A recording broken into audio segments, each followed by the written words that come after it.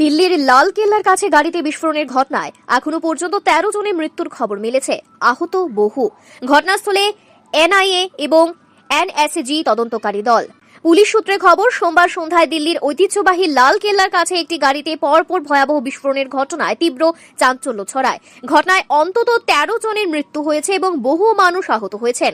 বিস্ফোরণের ফলে আশপাশের একাধিক গাড়িতে আগুন ধরে যায়। দিল্লি পুলিশ কমিশনার সতীশ গোলচা জানান, লালকেল্লার ট্রাফিক সিগন্যালের কাছে ধীর গতিতে চলা একটি গাড়িতে বিস্ফোরণের ঘটনা ঘটে। তিনি আরও বলেন, গাড়িটিতে কয়েকজন যাত্রী উপস্থিত ছিলেন।